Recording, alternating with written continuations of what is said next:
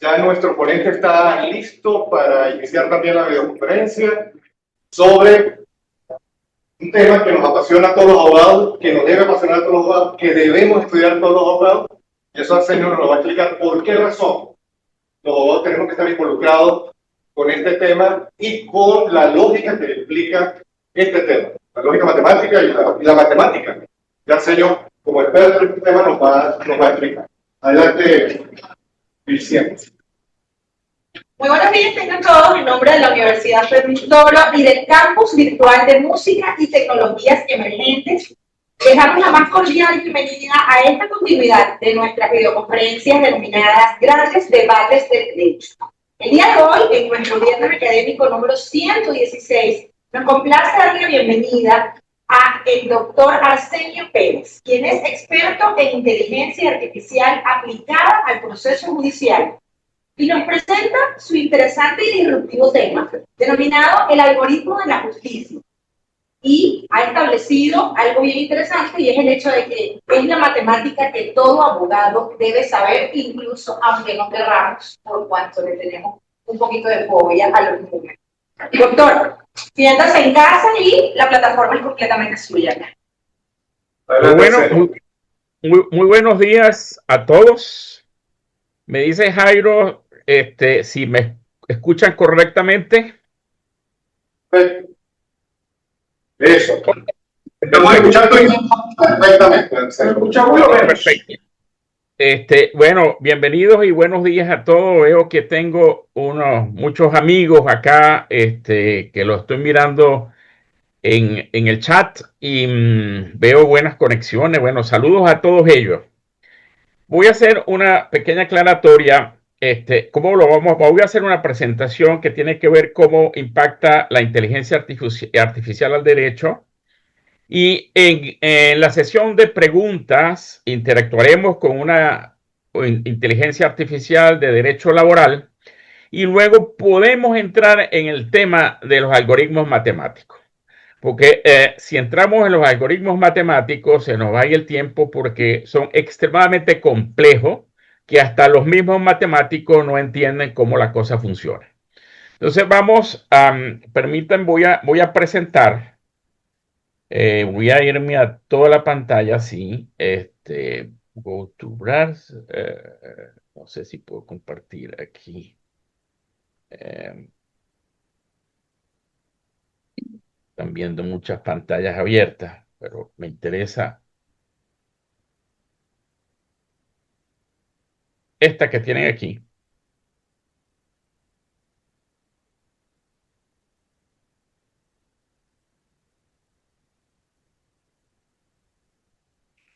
Ok, ahí estamos.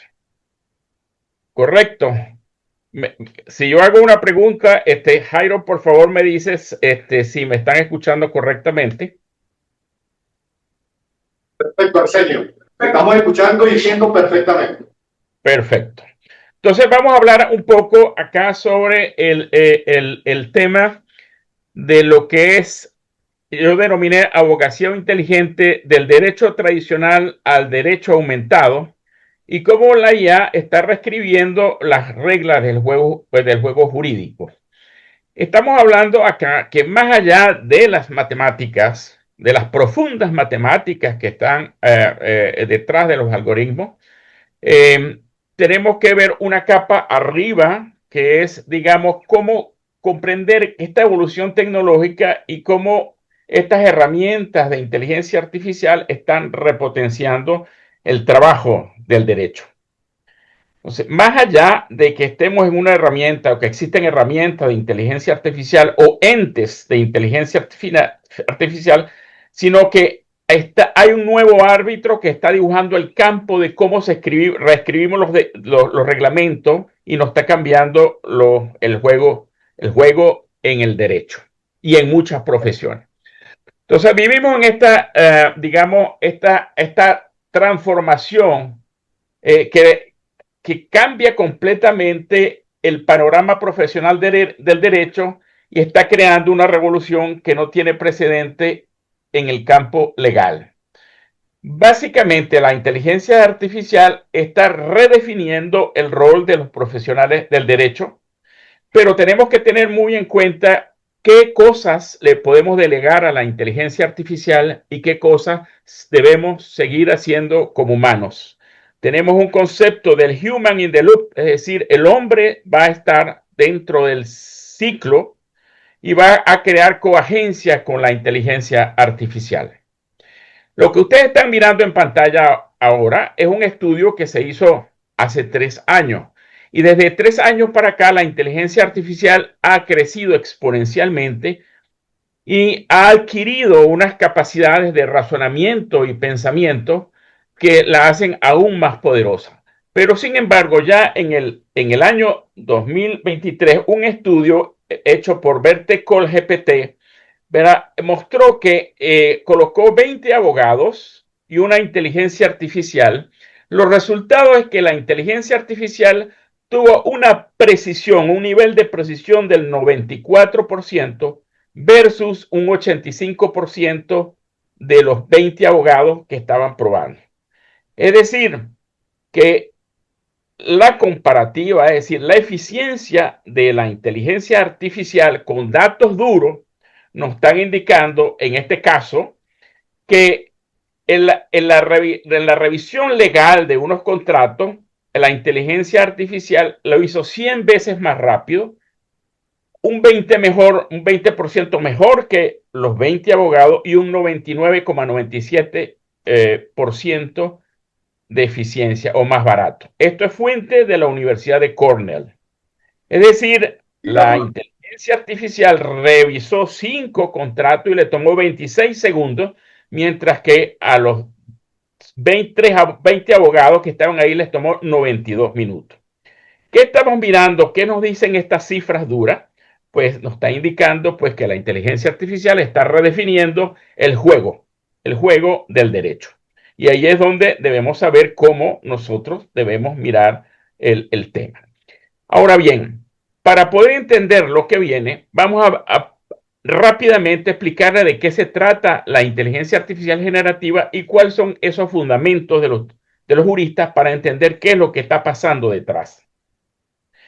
En esta capa que tengo acá se llama la capa de usuario o es la capa visual, lo que ven todos los humanos cuando interactúan con una inteligencia artificial conversacional que entran a conversar con ella a través de diferentes canales, ya sea vía web, vía Instagram, vía WhatsApp o vía un enlace desde el teléfono.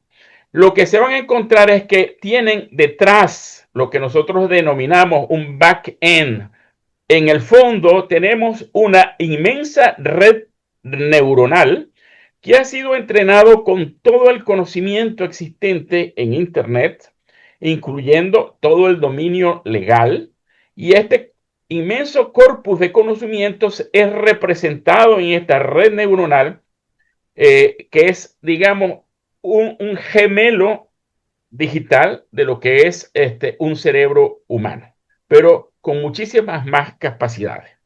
Estamos hablando que si el cerebro humano posee alrededor de 100.000 millones de neuronas, los modelos de inteligencia artificial que sacaron la semana pasada están entonados o entrenados con alrededor de 300 trillones de parámetros. Estamos hablando que la diferencia entre lo que puede hacer un cerebro humano y lo que puede hacer un cerebro artificial, pues nos lleva, digamos, es un valor de magnitud muy alto. Entonces, aquí, esto que vemos aquí, estamos hablando de que tenemos una arquitectura de grandes modelos lingüísticos conversacionales. Esto es IA generativa. Y es decir, que tenemos unos modelos que el usuario, a través de una interfaz, solicita o hace, digamos, una ingeniería de prompt o requerimiento, hace una pregunta en una barra de interfaz, pasa a través de esta red neuronal que procesa esa información y le genera una respuesta.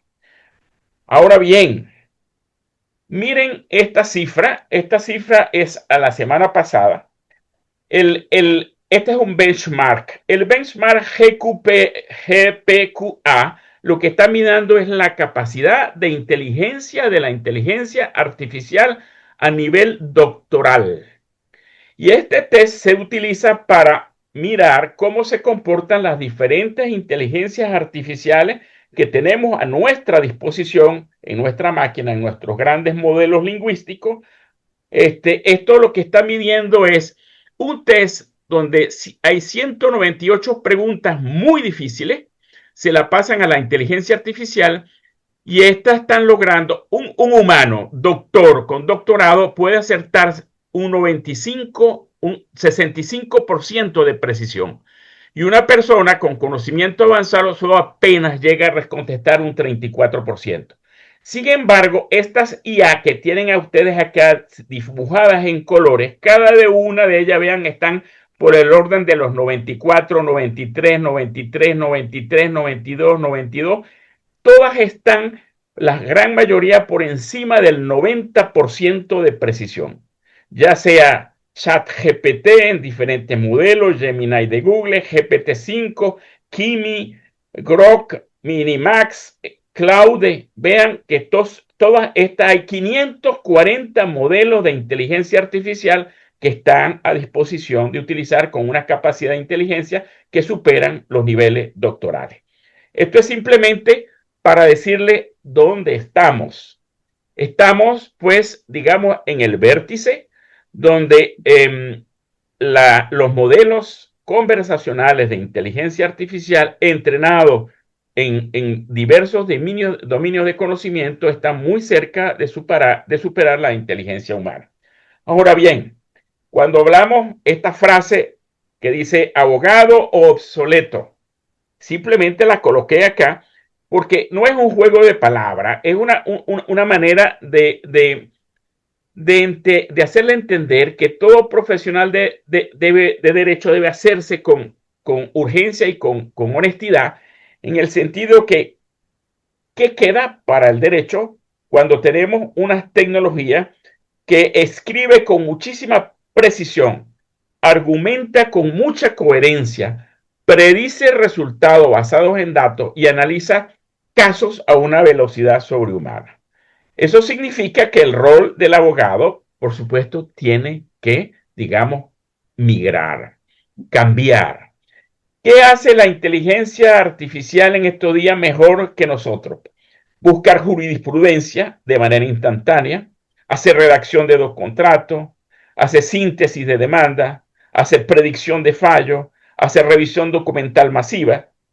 Y lo que ayer tomaba días, hoy la inteligencia artificial lo hace en segundos. Ahora bien, cuando vemos un estudio de McKinsey, pero este es un estudio del año pasado, él habla que el 22% de las tareas son automatizables, o más de una quinta parte de las funciones legales pueden ser ejecutadas por la IA. Paralelo a esto, Microsoft desarrolla desarrolló un estudio donde dice que el derecho es una de las profesiones más expuestas o con mayor vulnerabilidad de disrupción tecnológica. Él dice, o lo dice, si los despachos no evolucionan, van a perder la eficiencia, van a perder clientes, y ese talento joven va a buscar entornos innovadores y competitivos. Esto nos lanza un gran mensaje, que es que hay ya ejemplos que están reescribiendo el juego con la inteligencia artificial, como los sistemas, el Ross Intelligence, el Harvey AI, Westlaw, Lexis, y soluciones laborales inteligentes que yo le voy a mostrar más adelante, que además de ser gratuito, pues es un copiloto, asistente en todo lo que es materia laboral. Ahora, ¿cuál es ese impacto transversal del derecho? Lo importante aquí es lo siguiente, donde muchos nos preguntamos, la IA generativa es sobre el lenguaje, es decir, es procesamiento del lenguaje natural. Pero ¿por qué el procesamiento del lenguaje natural afecta al derecho? porque la cosa es simple. El derecho fundamentalmente es lenguaje. Las demandas son lenguaje, las sentencias son lenguaje, los contratos son lenguaje, las actas de audiencia son legales, los escritos de defensa son lenguaje. Y la inteligencia artificial tiene una capacidad porque ha sido entrenada, de procesar el lenguaje natural de una manera extremadamente rápida y eficiente. Entonces tenemos un sistema que procesa extremadamente bueno el lenguaje, comprende las relaciones entre las palabras, detecta patrones, genera texto coherente, va a poder intervenir en cada una de las actividades o los procesos legales. Vamos a tener redacción asistida de demanda y escrito, clasificación y enrutamiento de expedientes, extracción automática de hechos relevantes, generación de borradores de sentencia, análisis predictivo de resultados, redacción de contratos. Todo esto está sucediendo a una inmensa velocidad ahora mismo. Ahora bien, ¿cuáles son esas competencias urgentes, nuevas y urgentes y críticas que debe tener un profesional de derecho? Bueno, tiene que hacerse bueno en el tema de lo que nosotros conocemos como prompting jurídico estratégico. Desarrollar un juicio crítico sobre el resultado, tener como norte la ética digital y la verificación de lo que genera la inteligencia artificial, y pensar en el rediseño de los servicios legales. Y para repensar el rediseño de esos servicios legales, pues tiene que entrar en un tema de orquestación de herramientas de inteligencia artificial. Estamos en el año de 2025, entramos en una era de la agéntica, es decir, le entregamos a la inteligencia artificial, no solamente conversamos con ella, sino que le damos autonomía, le entregamos herramientas y la inteligencia artificial hace cosas por nosotros. Ahora bien, cuando nos preguntamos, el abogado del futuro no va a ser reemplazado por la IA, eso estamos seguros, porque queremos que el hombre haga agencia con la IA, que haya sinergia. Más adelante vamos a ver una metáfora del centauro, pero sí, un abogado que no utilice IA va a ser reemplazado por un abogado que sí use la inteligencia artificial. Ahora, para ello tenemos que entrar en una estrategia de adaptación profesional. Es decir, para transformarse no se requiere conocer de computación, de informática, requiere más de ser creativo, requiere curiosidad, método y acción. Para eso entonces debemos, dentro del campo del derecho, explorar el conjunto de herramientas jurídicas, evaluar todas aquellas tareas que sean automatizables y capacitarse en cómo conversar correctamente con la IA. Recuerden, esto es conversacional, esto es lenguaje, ¿verdad? Y por tanto, una IA, una inteligencia artificial, si está especializada en el dominio del derecho, por supuesto que va a tener una potencialidad muy grande por encima de un profesional de derecho que vaya sin herramientas. Ahora, ¿cuáles son esos nuevos algoritmos de la justicia más allá de las matemáticas que están detrás y que están debajo, ¿verdad?, de los modelos transformadores? Se llaman los modelos del procesamiento del lenguaje natural, o los modelos de transformers, y los mecanismos de atención. Es que el nuevo paradigma para la justicia, o los nuevos algoritmos, vamos a ver que estamos pasando de un abogado tradicional a un abogado digital, a un abogado con IA, a un abogado AI first. Esta evolución significa que la inteligencia artificial comienza a fungir o a estar en la base del proceso legal. Y ahí llegamos a tener un abogado inteligente. ¿Qué sucede acá? Lo que tenemos es un cerebro biológico de un lado y un cerebro artificial del otro lado, entrenado con cientos de miles y de millones y de millones y millones, ¿verdad?, de textos jurídicos, que va a amplificar de cierta manera la actividad de este abogado inteligente. Entonces, esos nuevos algoritmos, estamos hablando de IA generativa, de IA predictiva, de análisis jurisprudencial, de minería documental en derecho, de búsqueda semántica en derecho, en razonamiento jurídico asistido, en agentes inteligentes, en sistemas multiagente basados en una investigación aumentada o búsqueda de información aumentada en el área jurídica, en lo que es automatizaciones documentales y lo que son los análisis probabilísticos de litigio. Entonces, esto es un campo donde el profesional de derecho debe de alguna manera aprovechar, inmiscuirse, ¿no? Ahora bien, cuando la justicia o el derecho o los problemas jurídicos dejaron de ser lineales, pensadores de pensamiento complejo como Edgar Morin, Herbert Simon, Daniel Kahneman, Russell Scott, etcétera, muy bien conocido por nuestro amigo Jairo, nos dice que vamos a estar en incertidumbre con múltiples actores, con regulaciones cambiantes. Pasamos de un mundo que es volátil, incierto, cambiante, bajo incertidumbre, entonces no lo podemos ver de manera lineal. En ese caso, entonces estamos mirando que el pensamiento complejo lo que nos dice es que tenemos una nueva manera, lo debemos ver el derecho como una nueva manera de pensar amplificado por lo ya.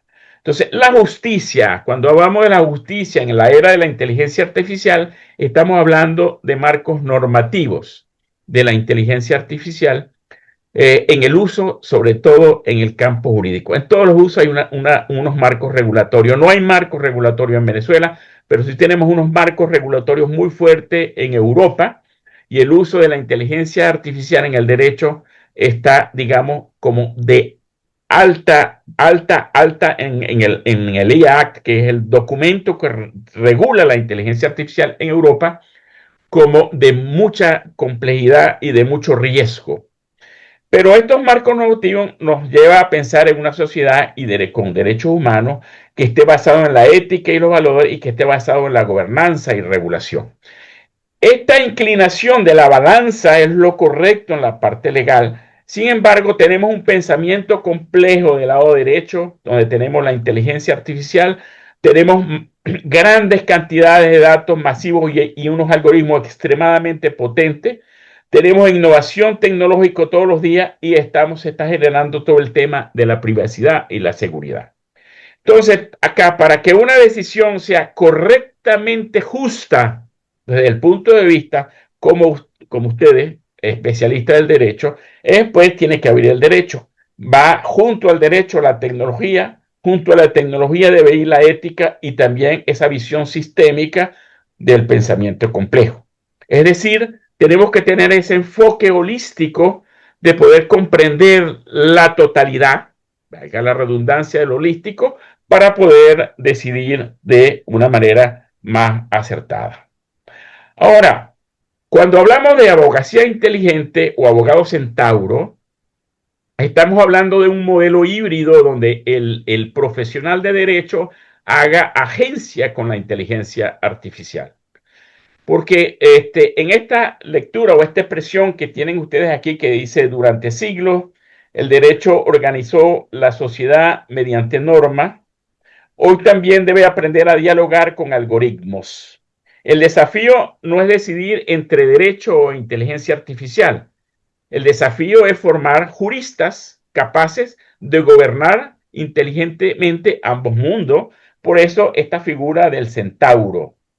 ¿Verdad? Esta figura del centauro es, como le digo acá, una metáfora, un cerebro biológico jurista más un cerebro jurista artificial que se junten para poder ejercer la profesión de manera más idónea, más justa, más ajustado al debido proceso. Entonces, estamos claros que la abogacía inteligente no va a eliminar al jurista.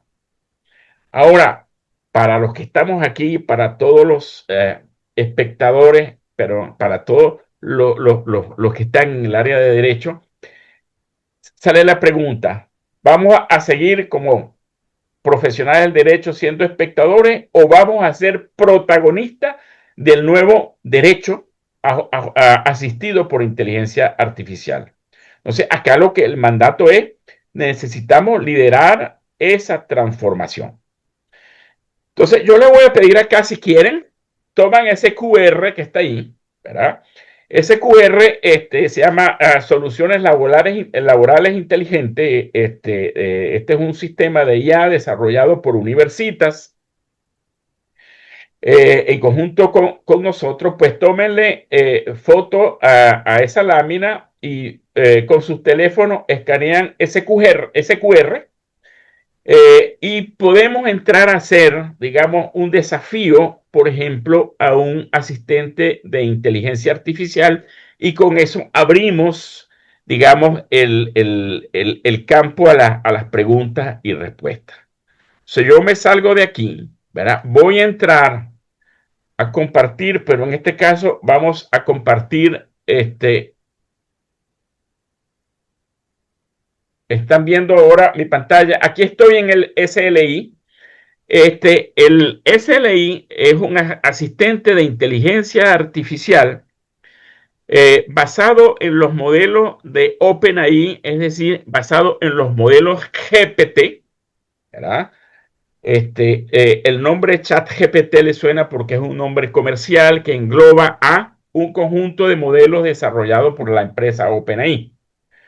Este modelo, este asistente de inteligencia artificial que se llama Soluciones Laborales Inteligentes, es de uso gratuito, simplemente está entrenándose en función de las interacciones que tienen con los profesionales del derecho laboralista.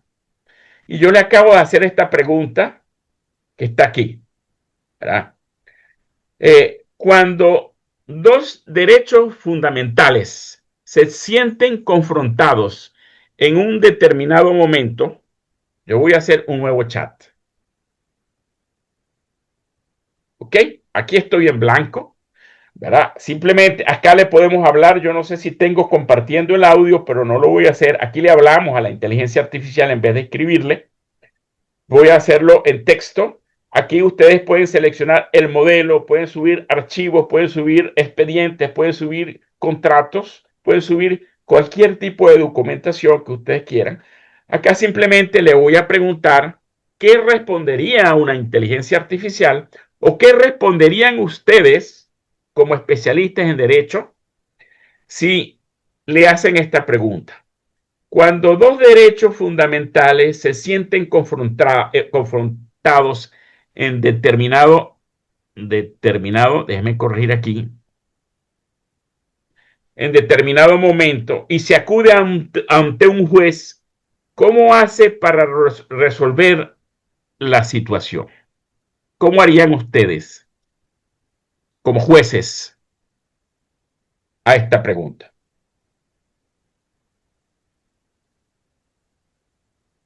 Tal vez esta es una pregunta compleja como tal, pero si se la pasamos a una inteligencia artificial, ella respondería, entrenada en derecho, respondería algo como esto. Dice, voy a contratar la doctrina constitucional con el criterio verificable del Tribunal Supremo de Justicia para explicar el método que aplica el juez.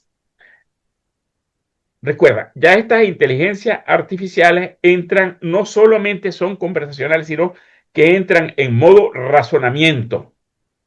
Él pensó durante 31 segundos y durante este 36 segundos, mire lo que hizo. Esto está escondido, ¿no? Aquí evalué la ponderación de derechos fundamentales en conflicto, busco jurisprudencia en sitios web en recursos legales diversos. Cuando los derechos fundamentales parecen enfrentarse, el juez no debe declarar que uno es siempre superior a otro. Debe resolver el conflicto según circunstancias concretas mediante una delimitación de los derechos y cuando sea necesario un juicio de ponderación o proporcionalidad. ¿Qué hace el juez? Determina si la colisión es real. Identifica cuáles son los derechos que están involucrados, quiénes son los titulares, qué conducta concreta está protegida por cada derecho, si alguno de los derechos está siendo invocado fuera de sus límites. En segundo, procura armonizar ambos derechos. Luego, aplica el juicio de la proporcionalidad, finalidad legítima, idoneidad, necesidad, proporcionalidad en el sentido estricto, protege el contenido esencial y motiva una decisión. Ejemplo laboral. Un empleador invoca su derecho de propiedad y poder de dirección para instalar cámaras. El trabajador invoca su intimidad y su dignidad. Ahí hay, tal vez, derechos encontrados. ¿Puede el patrono colocar cámaras de vigilancia dentro de las instalaciones? ¿O eso vulnera la intimidad y la dignidad del trabajador? Vean lo importante. Entonces, el juez considera legítima la vigilancia para proteger los bienes, pero examinaría si las cámaras sirven para esta finalidad, si es necesario colocarlas en un lugar, si podía utilizarse en un medio menos invasivo, si los trabajadores fueron informados, quién accede a las grabaciones, cuánto tiempo se conserva y si se instalaron en los baños, en vestuarios o otros espacios íntimos. ¿Ok? Nivel de certeza, ¿verdad? El nivel de certeza alto cuando el método general, su aplicación concreta depende de los hechos que prueban y los derechos específicos involucrados. Específicamente en un caso real, en un caso real que me sucedió a mí, no como derecho, yo tenía que, digamos, supervisar. Había una cantidad de robos. En esa época trabajaba yo para la universidad y en todos los 21 programas, en los decanatos, pues yo tenía unos centros de innovación y bueno, se robaban las computadoras, se robaban una cantidad de cosas. Decidimos, digamos, vamos a colocar unas cámaras de vigilancia, no para vigilar los trabajadores, sino para vigilar y ver quién entraba y quién robaba. Por supuesto, nunca logramos instalar las cámaras. ¿Verdad? Esto no fue a un proceso legal. Sin embargo, pues la mayoría de personas que estaban dentro de esos centros se sentían intimados o vigilados, aunque el propósito no era ese, ¿no? Entonces, dejo de compartir pantalla y entramos en un set de preguntas y respuestas. Podemos entrarle a la matemática si quieren, o podemos conversar sobre el pensamiento complejo o qué les espera a ustedes como profesionales del derecho.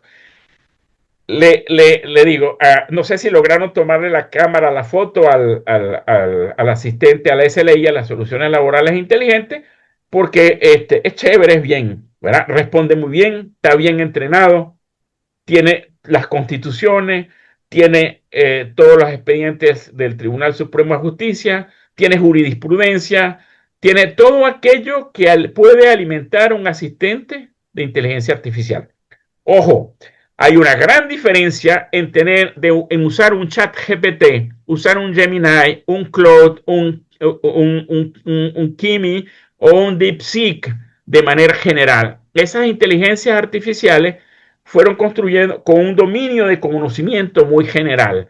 Por lo tanto, es factible que ellas puedan alucinar. Alucinar significa que si usted le escribió un requerimiento mal hecho, eso lo denominamos, usted le entregó una instrucción borrosa o un prompt borroso, él le va a generar probabilísticamente una respuesta posiblemente con alucinaciones. Esto han ocurrido casos donde en demanda un abogado cita una sentencia inexistente, aunque la inteligencia artificial, como lo que hace es generar lenguaje, la conoce e inventa la sentencia que no existe. Para ello, los modelos de inteligencia artificial usan esos modelos generales y creamos modelos especializados con unas bases de conocimiento muy estrictas, de manera que la inteligencia artificial no se salga de la jaula, así lo llamamos, ¿no? Entonces, la diferencia entre SLI y un GPT, él usa el modelo GPT como modelo de razonamiento, pero va contra la documentación cierta, evidenciada y que existe. ¿Ok? Bueno, hasta aquí mi discurso. Ahora nos escuchamos todos. Muchísimas gracias, Arsenio, por hacernos sentir, abogados, que estamos al borde de la obsolescencia, ¿no? Al borde de la obsolescencia. Entonces, eso lo agradecemos muchísimo. Ahora, Perdón, Arsenio. Jaime, discúlpame una interrupción, es que vi algo en el chat. En Venezuela, nosotros estamos bajo unas sanciones. Por lo tanto, bajo esas sanciones, nosotros para poder utilizar las inteligencias artificiales tenemos que escondernos. Para escondernos tenemos que usar unas VPN. Se llama Virtual Private Network, es decir, vamos a entrar en una red como incógnito. Entonces, SLI, para poder usarlo, van a tener que montar en sus teléfonos o en su computador, activar una VPN. O dentro de un navegador que se llama Opera, él tiene una VPN incrustada, la activa. Si no, le va a decir que no está disponible para nuestra región. Entonces, úsenlo con VPN.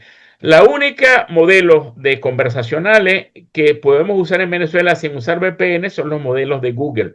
Pero el resto de modelos que son extremadamente buenos están, digamos, vetados para Venezuela. Para que sepan, pero los podemos lograr simplemente activando una VPN. Bueno, adelante, sí, Jairo, disculpa mi interrupción y adelante. No, muy bien, muy buena aclaratoria, Arsenio, muchísimas gracias por esa, te decía que gracias por hacernos sentir al borde, por lo menos, de la obsolescencia, ¿no? Y eso preocupa, pues, nos preocupa como abogados desde que iniciamos hace mucho tiempo estos estudios en relación con la inteligencia artificial y previamente con el uso de las tecnologías avanzadas en temas del lenguaje. Ahora, en serio, tú nos ofreces hablarnos del pensamiento complejo o del tema matemático, la matemática que, como dijimos en el flyer, la matemática que todo abogado debería saber para no correr el riesgo de quedar en la obsolescencia. Pero cuando pensamos en eso, muchos abogados dicen, es que tengo que volver a estudiar, entonces ahora, después de la matemática de bachillerato y luego entrar al cálculo, a la lógica matemática profunda y sobre todo fórmulas y esa cantidad de abstracciones que tuvieron los matemáticos y los físicos, o cuál es esa, cómo se desarrolla el pensamiento matemático para un abogado, qué es lo que necesita desarrollar, saber para poder comprender bien el tema de la inteligencia artificial y no correr el riesgo de quedar en la obsolescencia. Esa es la gran pregunta que nos angustia como abogados y como profesores, como personas dedicadas al tema de la formación jurídica. ¿Qué nos tienen que decir al respecto, Marcelo? Vean cómo se ha construido la inteligencia artificial. La inteligencia artificial viene construyéndose por capas. Imagínense una cebolla que tiene muchas capas. El corazón de la cebolla, ahí residen los algoritmos y la matemática, que es una matemática extremadamente compleja para poder hacer representación del conocimiento. De los datos obtenemos información y de la información obtenemos conocimiento. Entonces, los modelos matemáticos están en el corazón. Luego viene una capa arriba que se llama inteligencia artificial. Dentro de la inteligencia artificial hay una capa que se llama machine learning, aprendizaje automático. Es decir, los algoritmos, los sistemas de inteligencia artificial no se programan, aprenden con base a los datos, extraen patrones de los datos. Entonces, la capa de machine learning, luego viene una capa de deep learning, aprendizaje profundo. Dentro del aprendizaje profundo están las redes neuronales. Dentro de las redes neuronales hay muchos tipos de redes neuronales. Lo que imitamos es el cerebro humano. Encima de esa capa que se crearon los grandes modelos lingüísticos o los LLMS, que son los modelos conversacionales del procesamiento del lenguaje natural, ¿verdad? Entonces, encima de esta capa, arrancamos de la capa conversacional. Encima de la capa conversacional se montaron los modelos razonadores. Luego, sobre esa capa se crean los modelos o la IA inteligente que usa los modelos de abajo. Entonces, las matemáticas se quedaron atrapadas, están atrapadas en el corazón de la cebolla. Les explico. Las máquinas, las computadoras, solo conocen un sistema que se llama álgebra de Boole, un sistema 0 y 1. Toda la información es codificada en ceros y 1. ¿Ok? Entonces, con ceros y 1 construimos los computadores que usaban unos CPU, y esos CPU ahora ya no son CPU, son NPU. CPU era unidades de procesamiento centrales o Central Process Unit. Ahora se llama NPU, Neural Process Unit, porque la red neuronal va al circuito. Entonces, los algoritmos matemáticos, que son complejos, porque cuando ustedes escriben unas frases en la interacción con la IA, cada palabra es convertida a un vector. ¿Qué es un vector? Un vector, bueno, si entramos en matemática, ustedes conocen dos dimensiones, el eje X y el eje Y. Ese es un plano cartesiano. Pero cuando le metemos eje X, eje Y y un eje Z, entramos en un modelo tridimensional. Pero después, cuando le pensamos en una cuarta dimensión, ya no logramos imaginar la dimensión. Una quinta dimensión no es imaginable para el cerebro desde el punto de vista espacial, pero la inteligencia artificial trabaja en espacios multidimensionales y es un espacio matricial, una matriz de múltiples dimensiones, y para eso entonces tiene que trabajar matemáticamente. Esa palabra yo la convierto en un número. Otra palabra la convierto en otro número, otra palabra la convierto en otro número y creo vectores entre palabras, creando una red para ver qué relación tiene una palabra con la otra palabra. Eso se llama los mecanismos de atención para entender la semántica de una oración. No es lo mismo que usted le diga a la inteligencia artificial: estoy sentado en un banco para descansar, o estoy sentado en un banco esperando una transacción financiera.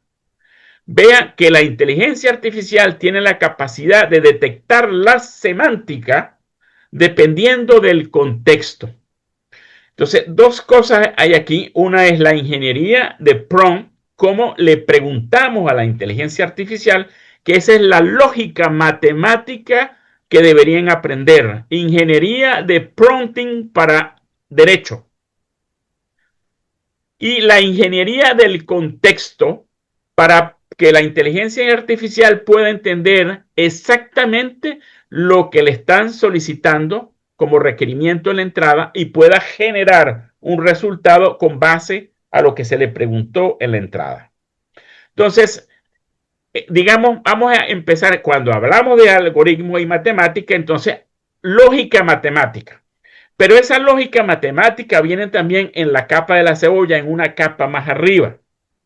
Ahora, lo que enseñamos a las personas es hablarle a la inteligencia artificial de manera lógica y articulada, y le entregamos el contexto para que ella pueda trabajar correctamente. ¿Por qué?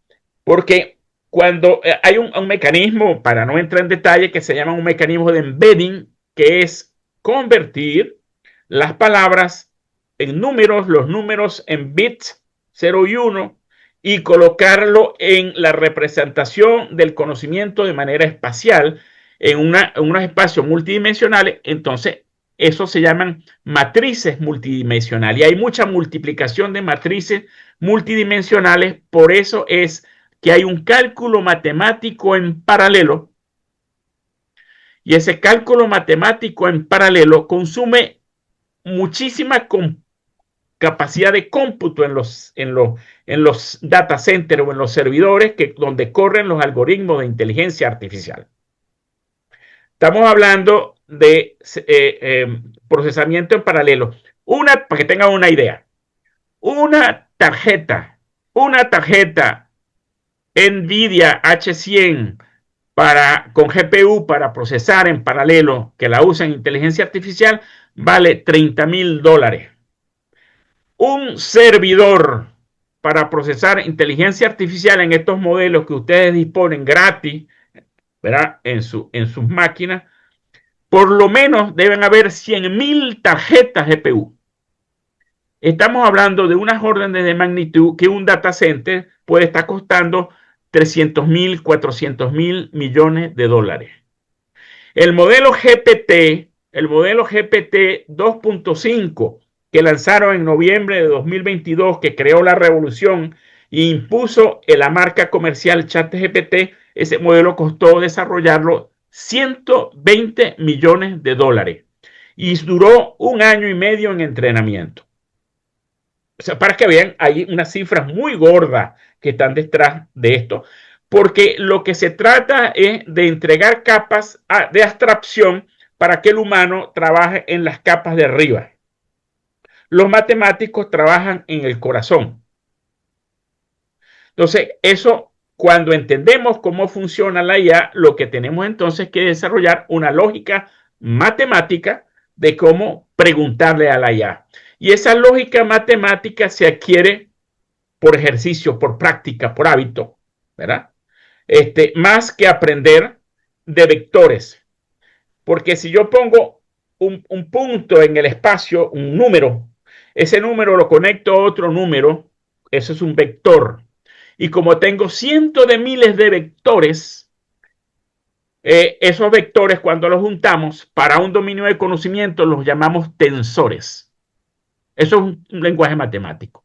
Entonces, por eso hablamos de sistemas de inteligencia artificial avanzados en TensorFlow.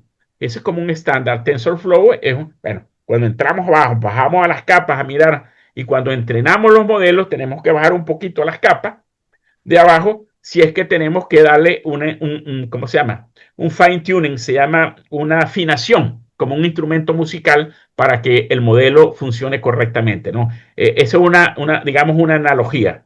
Los modelos se afinan, como afinar una guitarra o afinar un cuatro, etcétera. Hay muchos parámetros y le damos hasta que él queda perfecto, ajustado, ¿verdad? Y eso es lo que sale al mercado.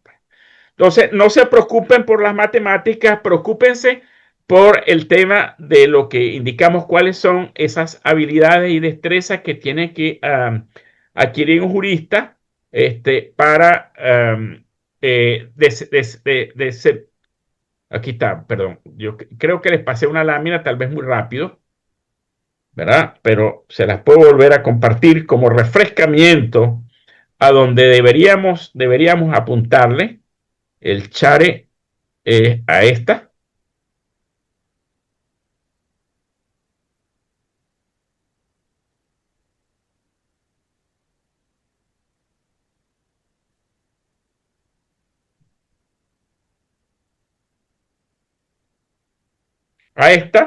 Es decir, que deben aprender prompting jurídico estratégico, juicio crítico sobre el resultado, ética y digital y verificación y rediseño de servicios legales, ¿verdad? Estas son, digamos, las competencias 9 urgentes y críticas que debería manejar cualquier profesional de derecho en la era de la inteligencia artificial. Ok, bueno, déjame dejar de compartir. Stop share. Ok, entonces ya digamos, no se preocupe por las matemáticas, no tiene que hablar de vectores, ni de tensores, ni de exponencial, ni nada de esto. Simplemente lógica matemática de cómo poderle hablar correctamente a la inteligencia artificial. La inteligencia artificial, como todas las inteligencias, hay un dicho que se llama garbage in, garbage out. Significa, si usted le mete basura, le sale basura. Por lo tanto, lo que hay que cuidar es cómo le pregunto correctamente para que él me genere una pregunta correctamente. No van a creer, pero Chomsky, que era un lingüista, el procesamiento del lenguaje natural se nutrió mucho de la lingüística. Claro, de la matemática y de la estadística y de la computación, de la cibernética, de la filosofía, de la psicología, de la neurociencia, pero el procesamiento, específicamente el procesamiento del lenguaje natural que dio a la IA generativa, son modelos lingüísticos. Y ahí es donde entra Chomsky. Ahí no hay matemático, al menos que vea que la lingüística tiene una razón matemática. Matemática es un lenguaje, ¿verdad? Como tal, para poder expresar fenómenos a través de un lenguaje matemático. Ese lenguaje matemático lo podemos traducir en lenguaje de prosa, ¿verdad? Correctamente adecuado porque la inteligencia artificial sepa cómo en su espacio poder buscar la respuesta, generar la respuesta correspondiente. Gracias, Arsenio. Hay algunas preguntas en el chat que quisiera que comentaras. Por ejemplo, aquí está una pregunta de Carlos. Carlos está conectado de Estados Unidos, un músico. Dos preguntas tiene Carlos. ¿Qué medidas jurídicas y regulatorias se están adoptando para proteger información confidencial cuando se utiliza IA? ¿Y cómo se distingue hoy entre IA local, donde los datos no salen del dispositivo, e IA en la nube, donde son transmitidos y procesados por terceros, cuya infraestructura puede encontrarse físicamente fuera de la jurisdicción donde resulta aplicable la normativa o la jurisprudencia? ¿Qué están haciendo los tribunales y los colegios de abogados ante el uso de la IA por personas que se representan a sí mismas en divorcios, contratos y otros litigios, especialmente cuando esta tecnología puede reducir significativamente la desventaja frente a la representación tradicional? Conozco los casos donde la representación pro ha resultado satisfactoriamente contra firmas legales de alto prestigio. Muy interesantísima esta pregunta de Carlos Eduardo. ¿Qué opinas sobre eso? Es una pregunta que de pronto no es para ti, Arsenio, es más para los juristas que han estado vinculados con la IA, esa unión entre juristas y expertos como Arsenio. Pero a ver, escuchamos tu comentario, Arsenio, sobre esta pregunta. Ok, le puedo dibujar, digamos, una respuesta. Hay un tema que se llama ética e IA responsable. Y ya existen los marcos regulatorios. Europa siempre se ha caracterizado para proteger al humano. En Europa, ellos aprobaron una ley, ¿verdad? Y un marco regulatorio que se llama IA Act. Y las penas de las leyes europeas para los sistemas de IA, cuando fallan, son enormes. En Venezuela no tenemos marco regulatorio.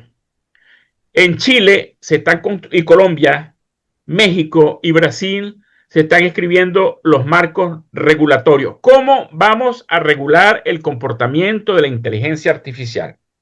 Ven acá. Hay un tema que se llama la inteligencia artificial tiene una opacidad. Es una caja negra. Es una caja negra. Los principios de la ética nos dicen que la inteligencia artificial tiene que ser equitable y tratar a todos con igualdad. Dos, nos dice que tiene que haber trazabilidad, que tiene que ser auditable, que tiene que ser robusta y que no debe contener sesgos. Los marcos regulatorios comienzan por la privacidad de datos. Cuando usted entra a cualquier página, usted hace un checkbox donde le dice que nosotros protegemos la privacidad de los datos. Eso es como decir una carta al niño Jesús.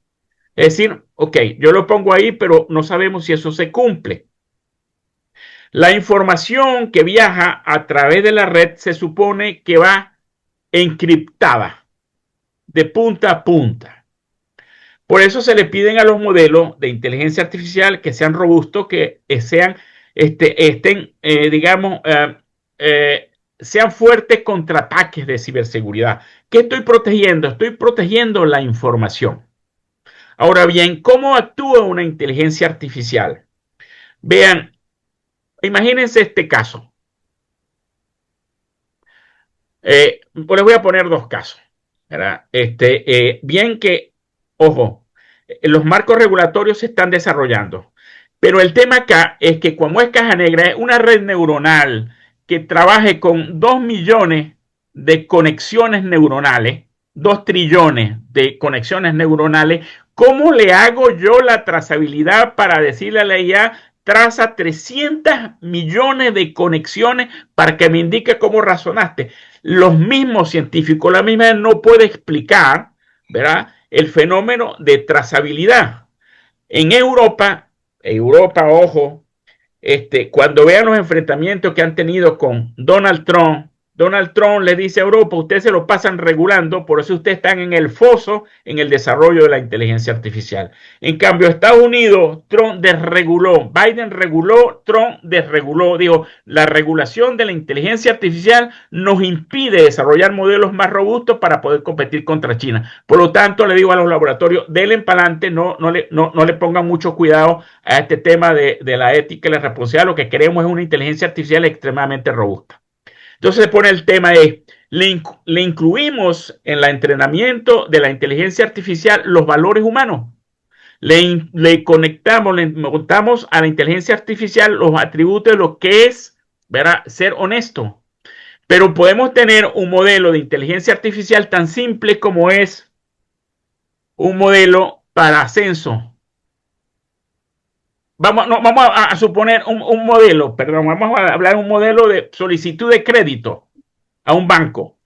Cuando ese modelo de solicitud de crédito, el modelo entra en un banco para que lee créditos de manera automática, ¿no?, donde no haya intervención humana. Simplemente le zumba el expediente del cliente y la IA le va a decir, dele a este crédito, a este no le da, a este nada. Pero vamos a suponer, ¿verdad? Vamos a suponer que el modelo se entrenó con, vamos a poner un número como 1 millón de registros. Y de ese 1 millón de registros con que se entrenó el modelo, 990,000 registros eran de personas blancas y apenas un 10% de registro era de personas negras. Ese modelo lleva un sesgo de entrenamiento porque aprendió solamente muy poquito de las personas negras y aprendió mucho, el 90% o más, de las personas blancas. Cuando va a acordar un crédito, segrega a la población negra por un sesgo de entrenamiento de datos. Ahora, eso tiene que ser auditable. Por eso es cuando la IA dé una respuesta, otorgo el crédito, debe haber una trazabilidad para que diga, ¿por qué tú le negaste el crédito a fulanito de tal? Por religión, por raza, o dónde vive, etcétera, etcétera. Y muchos sistemas pecan por eso. Entonces, hay un tema de caja negra ahí que hay que resolver y se trata de resolver con las regulaciones. ¿Cuál es el uso de la inteligencia artificial? Entonces, esas regulaciones, ojo, por cierto, hay muchas cosas que han sucedido en los tribunales. Le pongo este caso. Si un juez toma una decisión con un sistema de inteligencia artificial y envía un reo a la muerte, y después de un proceso de auditoría detectan que la IA cometió un error, ¿quién es el responsable?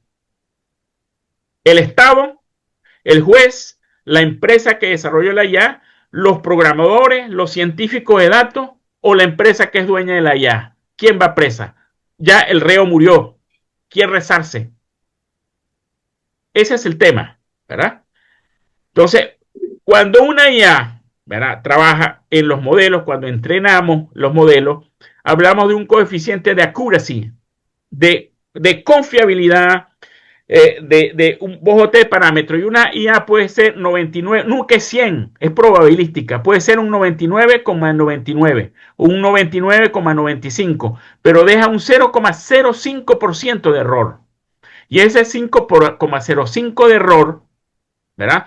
El humano es quien tiene que decidir y tomar la última decisión. Pero cuando sabemos que la IA lo hace todo bien y que se va a equivocar por un 0,0.5, entonces le damos, el timestamp se llama, bueno, déjala pasar, pues.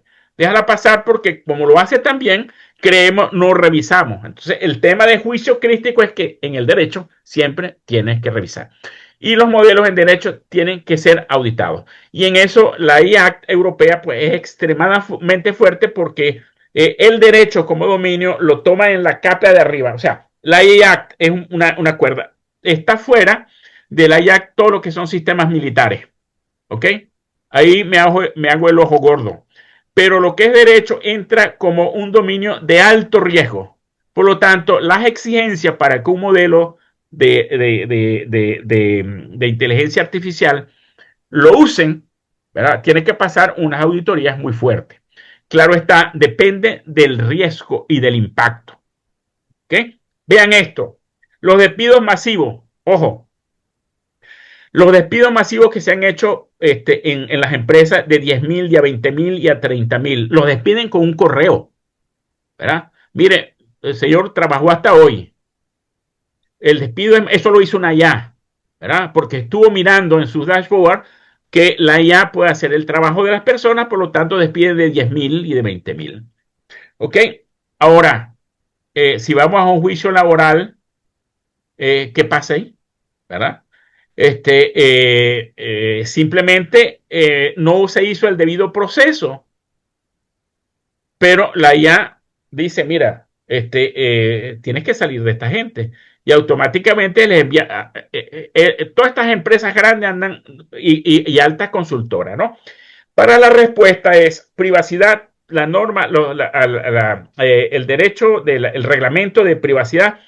Hay unos modelos mundiales, ¿no? Que la hace la UNESCO, lo que se generan es en estas cumbres, como unos marcos muy amplios, pero cada país tiene que definir su propio marco regulatorio, sus propias leyes sobre el uso de la inteligencia artificial. Esperemos pues que en Venezuela pues también se desarrolle. Por ahora nadie va preso, ¿verdad? No hay medida, no hay manera de medir impacto. Pero sí, con la salida hay un modelo que se llama Fabler 5.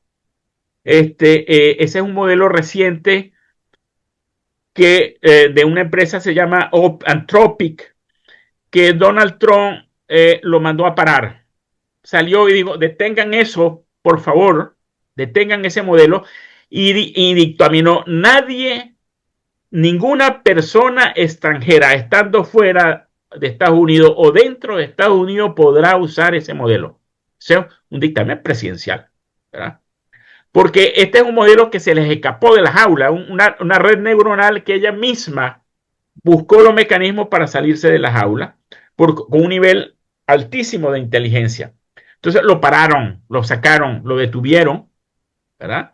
Ese modelo es un modelo muy poderoso, ¿verdad? Estados Unidos quería cuidarse de que ese modelo no utilizara. ¿Y qué sucedió? Entró a decir, ahora creo que sí, podemos entonces ahora comenzar a regular desde el punto de vista, desde la república, cómo vas a usar la inteligencia artificial. Pues ahí hay muchas leyes que poner, ¿verdad? Definitivamente estamos en una selva donde la IA puede hacer cosas muy buenas, sobre todo en medicina, en eficientar todos los dominios de conocimiento, los trabajos, pero también tiene su lado malo, el lado de los sesgos, el lado de que sus decisiones, ¿verdad? Lleven sesgos de origen y que eso pueda causar problemas, pues, a una población que no es favorecida, pues. Pero creo que le di respuesta a esto. La otra respuesta que dijo no es Carlos Iscaray, Sí, Carlos. Creo que hay alguien más allí también. Ajá, es que hay tendencia a que la gente tiene miedo a la privacidad de los datos, es que los datos salgan para la red, para la nube, pero todos estos modelos corren en la nube en unos inmensos data centers que cuestan mucho dinero. Usted no puede descargar un modelo local. Hay unos modelos open source, son modelos libres que usted puede descargar en su computadora. Pero para que descargue en su computadora y lo pueda correr en su computadora, tiene que ser un modelo muy pequeñito. Y con una computadora de escritorio, de esta que usamos correctamente, pues usted le pregunta algo, le puede dar una respuesta en 15 minutos. ¿Por qué? Porque no tiene la capacidad de cómputo que tienen esas grandes máquinas. Y en ese juego estamos en equilibrando cómo enjaulamos la IA. Excelente, mira, aquí hay personas presentes que tienen seguramente preguntas. Esa es la doctora Cristina Sí, gracias. Coronado, que es la coordinadora de investigación jurídica del Centro de Estudios Jurídicos y Políticos de la Universidad. Gracias, doctor Pérez, de verdad complacida y sorprendida con tanta sapiencia, lógico, matemática. Ahora bien, a la fecha son más de 500 abogados sancionados, 1.600 procedimientos judiciales a nivel global por uso de inteligencia artificial que está alucinado, ¿no? Adicional a esto, pues se han visto multas altísimas, inhabilitaciones temporales de bufetes, descalificación de firmas de bufetes que estaban bien robustos a nivel internacional, todo lo cual ha traído como consecuencia desde las academias la restricción de la inteligencia artificial. Esta semana, la semana pasada, el decano de la Universidad de Chicago indicó prohibición del uso de inteligencia artificial en los primeros años de formación de juristas. A esta iniciativa se sumó el decano de la Universidad de Berkeley y de la Universidad de Princeton. Y en este sentido, viene como docente mi duda, porque estamos en una polarización. No es un secreto para nadie que los muchachos deben estar formados en la ingeniería de prompts, porque evidentemente es una herramienta que requieren utilizar, pero ¿en dónde queda entonces esta necesidad de incentivar el pensamiento crítico? Modificamos los pensums para que en los primeros años vaya al pensamiento formal desde su creatividad y desde su ingenio, y lo dejamos para una mitad de la carrera en donde ya tengan algo formado y una base creada, porque justamente esto es lo que me llevaría y se me ocurre cuando lo escuché a esto del espacio matricial. Es necesario que nuestros estudiantes entiendan la importancia de la interdisciplinariedad para ser mejores listas, pero ¿hasta dónde pongo el límite de dejar que la IA haga el trabajo por mí y evitar que ellos piensen? Desde el Centro de Investigaciones estamos generando tesis que vienen a utilizar la IA para reconstruir el país desde entender la falta de celeridad procesal, entender la falta de medición de estados de peligrosidad, y hay unos trabajos interesantísimos que en algún momento me gustaría compartir con ustedes. Pero mi pregunta específica viene justamente a esto. Nos hacemos la vista gorda y dejamos que nuestros chamos desde el principio entonces empiecen a formarse y sean unos especialistas en ingeniería de prompts, o entendemos que es necesario volver a la base del pensamiento crítico. ¿Qué opinan? Ok. El tema es una en los diferentes en las diferentes profesiones, no solamente las profesiones, de todos los procesos formativos, hay una habilidad blanda que se tiene que desarrollar, que una de esas habilidades blandas es el pensamiento crítico, ¿verdad? Un pensamiento crítico fundamentado realmente en poder criticar de cierta manera, poder tomar decisiones, ¿verdad? Bajo ambiente volátiles, inciertos, cambiantes, pero también cuando son resultado de un modelo, de un sistema de inteligencia artificial, porque el humano no puede ser desplazado. El pensamiento crítico se desarrolla, que es una habilidad que no existe todavía como una, digamos, que debe ser transversal absolutamente en todas las carreras. Hay que desarrollarlo, por supuesto. No podemos. ¿Qué pasa cuando dejamos todo en manos de la inteligencia artificial? Porque eso depende del impacto donde nosotros estemos, del impacto que la IA pueda crear. Por ejemplo, el impacto que pueda crear en una profesión como mi amigo aquí del ENEAL, escribir, ¿verdad? Eso lo que amplifica es de manera increíble la escritura, ¿verdad? Pero una escritura, digamos, ese centauro, esa mezcla de inteligencia artificial con la cognición humana, eso es perfecto, ¿verdad? Eso es como yo lo llamo la cápsula dorada. Los que vieron Matrix, ¿verdad? Recuerden la pastilla azul y la pastilla roja. ¿Me tomo la pastilla azul o me tomo la pastilla roja? Yo creé una pastilla dorada. La pastilla dorada no es ni la azul ni la roja. Entonces tienes que entrar en ese universo. Ahora, en derecho hay un tema de que tienes que tener un juicio muy crítico, aunque la inteligencia artificial esté muy bien entrenada, siempre, digamos, el juez, el profesional de derecho, tiene que revisar los resultados de la IA, porque la IA te va a entregar posiblemente una sentencia perfectamente redactada, ¿verdad? En minutos, lo que llevaría días.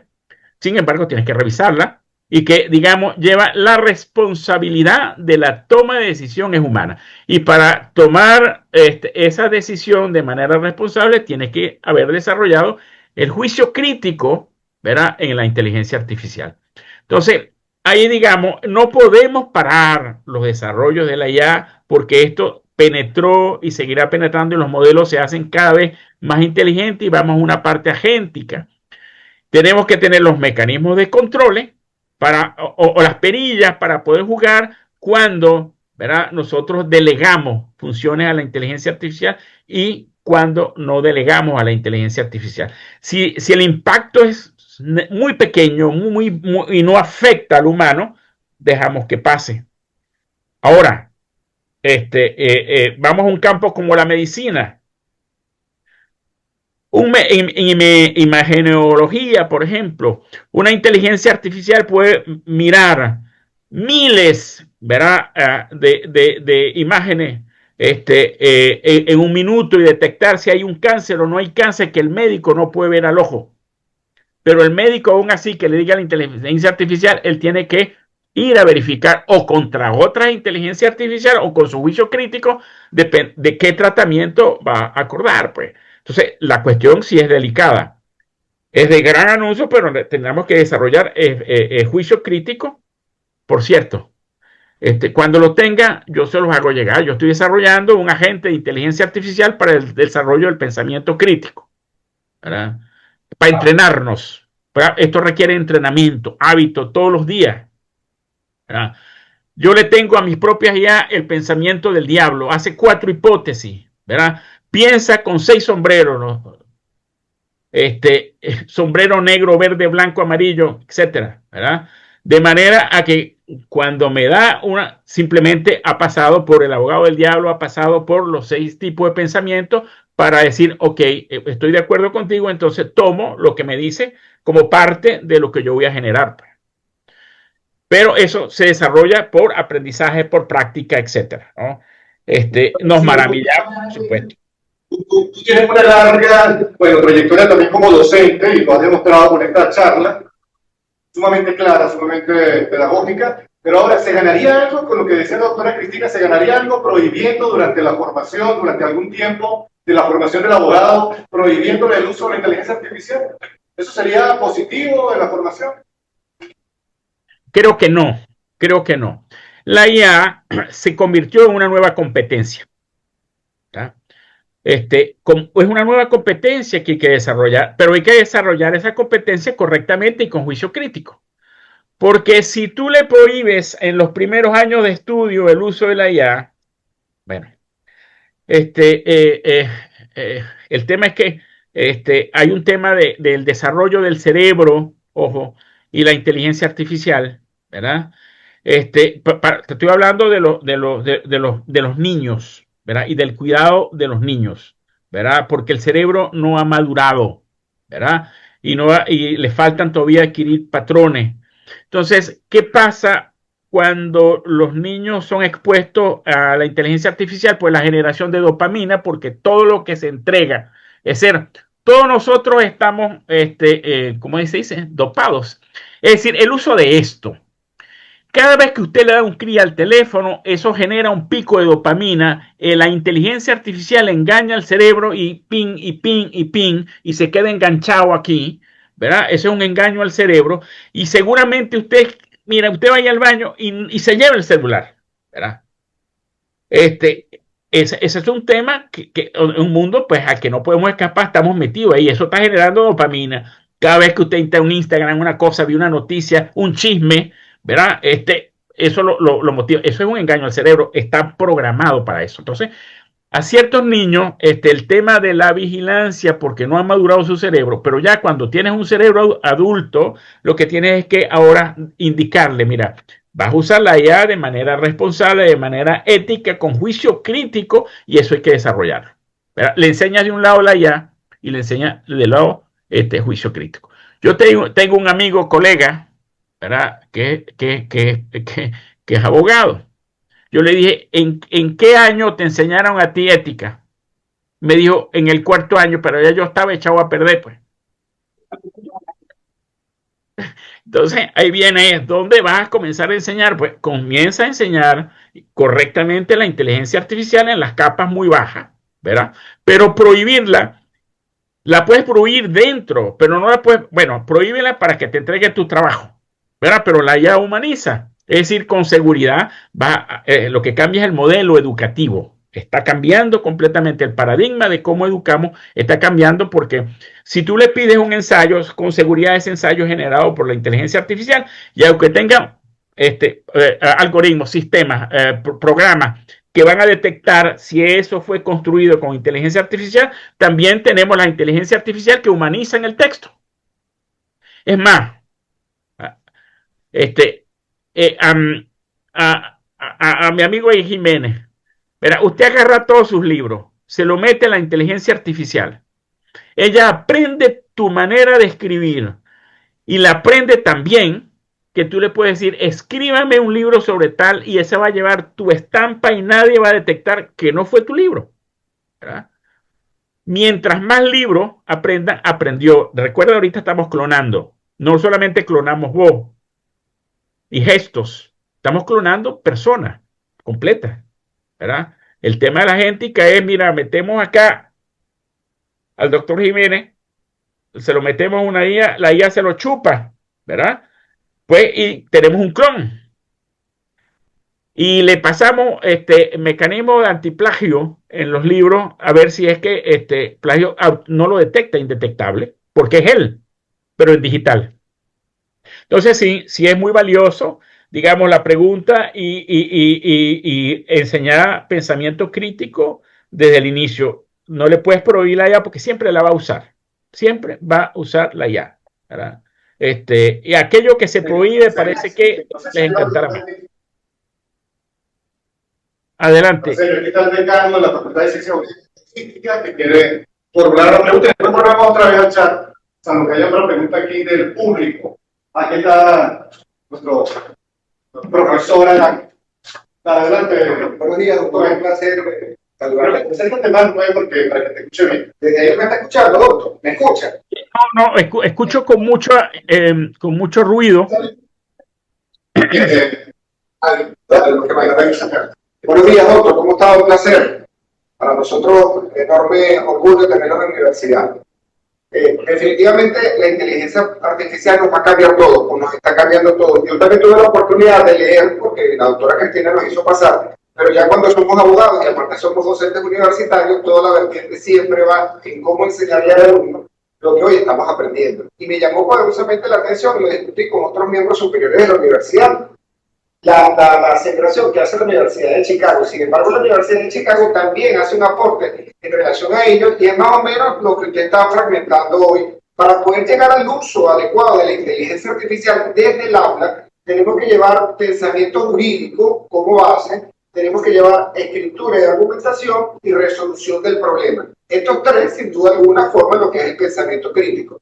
Pero creo que también, aunado a eso, creo que es parte de lo que usted explicó, es el cambio que tenemos que asumir todos, lo que de una u otra forma nos toca llevar a pedagogía, nos toca llegar a educación y nos toca el punto neurálgico de lo que es inteligencia artificial. ¿Cómo corrijo yo ahora como docente en un gran movimiento que obligatoriamente no me puedo negar como lo es la inteligencia artificial. Creo que el cambio también debe venir fortalecido al docente cómo corrige sus resultados. Porque más allá de lo que yo mande a hacer, si yo le digo a un alumno, hágame un cuadro esquemático, presénteme un mapa mental en relación a un problema jurídico o presénteme una monografía, un profesor que piense que eso no va a traer inteligencia artificial está desapagado de una realidad, tomando en cuenta que en Venezuela incluso tenemos limitantes para conectarnos. Ese pensamiento crítico al que usted hace necesario o el que hace referencia es necesario, pero también tenemos que cambiar los docentes a esa nueva realidad que hoy estamos enfrentando. Creo que esta Universidad de Chicago lo hace ver. O sea, antes de usar inteligencia artificial, tenemos que colocar los otros elementos reales. La escritura, el entendimiento, el pensamiento crítico. Y en conclusión, lo que veo es que en la carrera específica de Derecho, implementar desde el inicio el uso de la inteligencia artificial no sería el resultado más lógico, más eficiente. No sé cuál es su pensamiento en relación a ello, doctor. Gracias por la pregunta. Mira, hay desafíos en los cuales nosotros estamos inmersos que son muy difíciles. Desafíos de transformación digital. ¿Ok? Digamos, la carrera de la IA va hacia la singularidad, que esperamos que llegue entre el 2029 y 2030. La singularidad es cuando la inteligencia artificial sobrepase al humano, ¿verdad? Ahí están invirtiendo muchísimo dinero, es una carrera geopolítica, ¿ok? Pero yo le hago la siguiente pregunta. Pronto, las máquinas, las computadoras, no van a traer teclado. Porque igual que pasa en sus teléfonos, ustedes se cambiaron usando una tecnología que no pagan nada, hablan, escriben, hacen búsqueda, por ejemplo WhatsApp. Eso cuesta dinero, pero es de uso gratis, ¿verdad? Hay un dicho que dice que si usted no paga por un producto es porque usted es el producto. Toda esa información que circula esa es una información con la cual se entrenan los modelos de inteligencia artificial. Entonces, ¿qué pasa? Digamos, vamos a suponer, indicamos, bueno, mira, no usamos, que nadie use computadora. ¿Ok? Está bien, ¿verdad? No sé si podemos sobrevivir a un mundo de esto. Ahora, que las computadoras no tengan teclado es porque ahora la inteligencia artificial es hablada. Igual, ustedes prefieren, en vez de enviar texto, mandar voices en el WhatsApp porque es más rápido. Entonces, cuando escribes en el teclado, normalmente quien escribe muy rápido va a 150 palabras por minuto. En cambio, cuando le habla, baja a 600 palabras por minuto. Estamos en una vértice que todo es muy rápido. Si nos quitan el teclado, vamos a tener una máquina que es una caja negra, a la cual le vamos a tener que hablar, ¿verdad? Si es que vamos a usar el artefacto, el computador, como se llame, ¿verdad? Para que nos amplifique las actividades que nosotros hacemos, ¿verdad? Entonces, ahí tenemos, digamos, un tema crítico. Uno es el modelo educativo tiene que cambiar, por supuesto. Uno, el estudiante cambia. Y los profesores, pues, también, y el modelo educativo per se tiene que cambiar. No, la prohibición es como decirle, mira, nadie use computadores. Volvemos a la escritura de papel y de lápiz. No sé. Ahora, hay un tema de eficiencia que tenemos que mirar. Definitivamente, si escribimos a mano, podemos escribir muy bonito, ¿verdad? Pero no rendimos a la velocidad con que podías rendir usando una máquina. Y si esa máquina la usa con inteligencia artificial, mucho más. Ahora, es un tema de eficiencia e impacto, ¿verdad? Nosotros como docentes tenemos que ser refactorizados. Los estudiantes tienen que ser refactorizados. En la universidad donde yo trabajo, los foros son videoforos. Videoforo es, mira, el tipo tiene que relatar, pero con la cámara encendida para que sepamos que lo está diciendo él y que no es la inteligencia artificial. Sin embargo, le tienes una herramienta como Turnitin que le dice cada vez que vaya a decir eso, pásala por Turnitin para que te diga si eso está construido con IA o no. ¿Verdad? Entonces, ese es un balance que tenemos que buscar a ver, ¿verdad? Cómo no hay una solución, digamos, no tengo una solución. Lo cierto es que si tienes que formar a los profesores y tienes que formar a los estudiantes en el uso de la inteligencia artificial responsable. Ese es un transversal. El espíritu crítico también es transversal. Para llegar a un acuerdo en el mundo docente de cómo podemos nosotros lograr ese equilibrio, ¿verdad? Que queremos. Y que no seamos dominados, ojo, dominados por la máquina. Gracias, Arsenio. Mira, hay algunas preguntas aquí en el chat que sería bueno tener en cuenta. No todas las vamos a poder responder. Ha generado mucha interacción. Pero más adelante vamos a tener algunos anuncios en la universidad sobre estos temas porque los vamos a seguir estudiando. Aquí tenemos dos personas que quieren intervenir, el profesor Araque y la profesora que están en el doctorado en Derecho como coordinadores, como apoyando al decano de posgrado, que quieren formular preguntas. Adelante, el profesor Araque y luego la profesora. Un fuerte saludo ahí, Arsenio. Un placer verte. Gracias.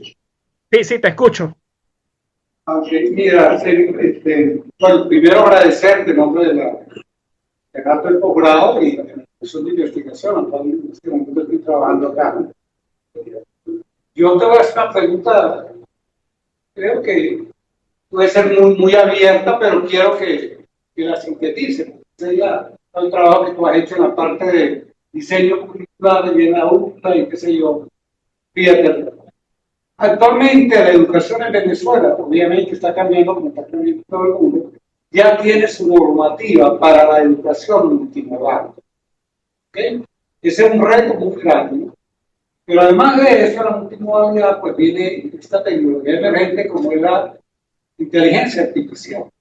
Yo te voy a hacer una pregunta muy concreta que sé que me experiencia en esa parte, que por ejemplo en la enseñanza de la matemática para carreras como computación o ingeniería, donde lo que es el cálculo, el álgebra lineal y el cálculo numérico, donde la parte de probabilidad y estadística, lo que es la parte de estructura discretas, o bien, sí, la parte de álgebra que contempla toda esa parte de matriz, ecuación diferencial, qué sé yo. Fíjate, yo pienso que necesariamente el enfoque de enseñanza debe cambiar. Ya no podemos gastar tanto tiempo en demostraciones y qué sé yo, y cálculos. Entonces, ¿cuál debería ser el enfoque, por ejemplo, para enseñanza de esa materia que de alguna manera son como el freno en la lucha de las carreras de la ingeniería? Y la gran pregunta es que nosotros tenemos una brecha muy grande en nuestro país, a empezar de inicio del siglo al 2026, por el 26, 27, son los años. Y tenemos ahí una brecha muy grande donde el bono demográfico lo tenemos invertido, donde la suma de la población joven, a 14 años, 15 años, y la adultos mayores como nosotros, es superior a la población productiva, ¿no? Entonces, fíjate el reto que se presenta en este momento en la educación, no solamente en la universitaria, ¿cuál debería ser el enfoque que nosotros deberíamos dar, pero muy específicamente, por ejemplo, a la enseñanza de la matemática en la educación superior? Mira, la parte de la matemática, y todas las materias conexas, ¿no? Yo lo veo así, ¿verdad? Nosotros no sabemos todavía cuáles son las profesiones del futuro. Sí sabemos, o los reporten cuáles van a desaparecer, pero no son las que van a venir. Vean qué ha hecho China, la cantidad de carreras que sacó de los currículums, ¿verdad? ¿Por qué? Porque simplemente no son carreras de futuro. El futuro nos los vamos a imaginar, tenemos que imaginarlo de cómo va a ser el futuro, ¿verdad? De todos los países, ¿no? Aquellos que tienen brechas como nosotros y aquellos que tienen menos brechas, ¿verdad? Pero los gobiernos están impulsando a un cambio societal extremadamente grande, Bueno, y lo digo ahí, en el 2030 se espera que haya por lo menos 2 androides por humano. ¿Ok? Cuando hablo de androides estoy hablando de un robot con capacidad de inteligencia artificial que posiblemente le hayan dado